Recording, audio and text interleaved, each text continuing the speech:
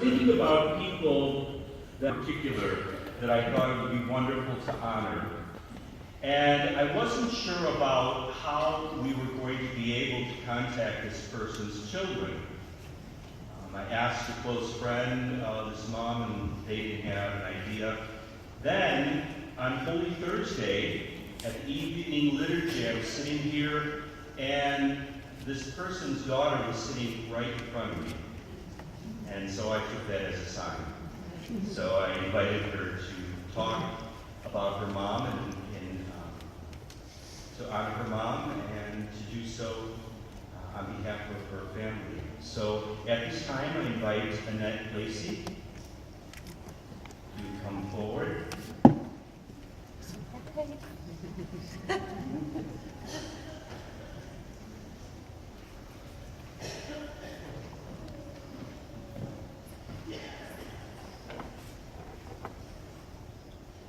Hi, my name is Annette Lacey. I would like to tell you a little bit about my mom, Pat. But first, I want to take one moment to pause and thank God and Father Steve for the opportunity children of all ages appreciate. The chance to keep their parents guessing. Surprise, Mom. But this is okay. Our mom can keep up with antics and anything else. In fact, she never stops going. Always on her feet, she is the Energizer Bunny of all mothers. She is kept up with all 4 of her children, my brother, me, my 2 sisters, and our families for years. Our mom has always been on her toes. She has to be. You see, our mom is not just a mother, she is a teacher and a mother. Our mom has taught grade school, high school, and college for over 45 years. She has worked with people from all walks of life, traveling many different paths, all converging in her classroom, where she has aided, guided, or set them on the next legs of their journeys. But even more significantly, to her children, she has been our teacher in the classroom of God and faith. For many of her years, our mom has been an instructor in religious education, such as in our parish growing up.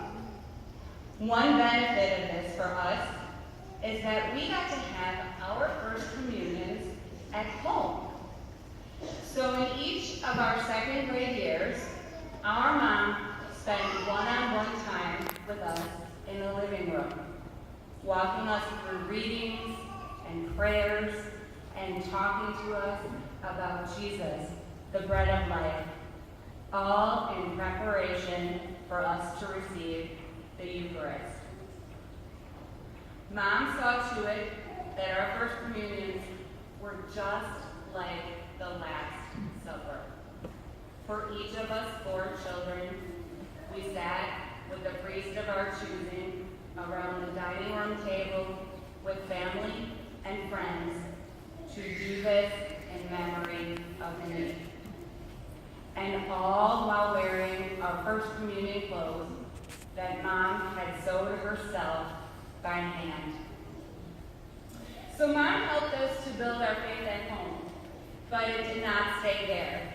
Like Jesus leading his apostles, our mom taught and traveled at the same time.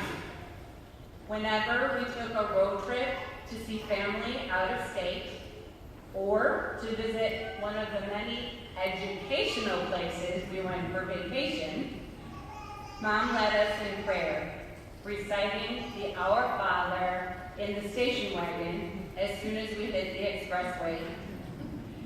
And we prayed it again on the way back home. Later in our lives, our mom was a driving force over many of our journeys through baseball, softball, basketball, volleyball, every ball, theater, art, and dance. Throughout our lives, Mom did a good job of applying the scriptures to real-life situations. And those of you who have opened your mouths only to find your mother's voice come out will understand. This was the case with the "it's not fair" theme as children. So-and-so got to do such and such, and we didn't. So-and-so has this thing, and we don't. Mom would wisely say, always there will be persons greater and lesser than yourselves. And just this afternoon, while at a birthday party with her grandchildren and the rest of us, the subject of taking turns came up. The last shall be first, and the first shall be last, I heard her say.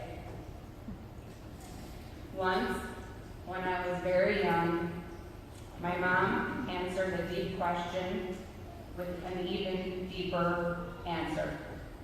"Mom," I said one day, "when was God born?" Speaking of birthdays.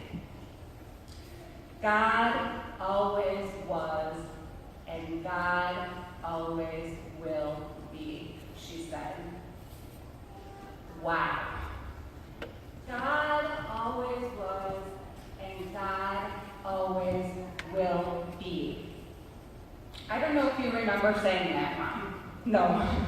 I was obviously very impressed, though. How striking it is that this most profound thing that she said about God is the very thing that she has demonstrated in her own life: steadfastness.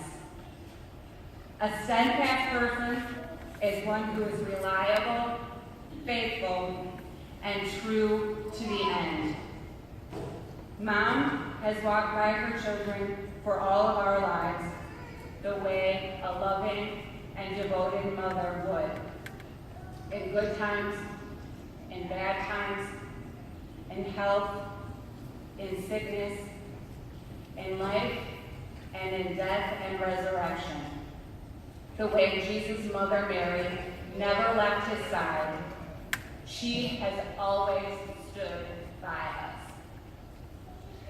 We are probably all familiar with the story Footprints, in which two people walk along a beach, but only one pair of footprints can be seen on the sand, because Jesus is carrying his loved one through the roughest time in his life. Our mom is like Jesus in that story, carrying her child through the darkest of times. So steadfast is her love and strength. Mom, your feet must be tired from all that standing and walking by. So here's to you, Mom. You who never stop putting one faithful foot in front of the other. You who are always one step ahead of us and beside us at the same time. You who are always walking steadfast next to us. You who are always putting your best foot forward. Today, tomorrow, and for many days to come. Mom, put up your feet and rest. You've done a great job.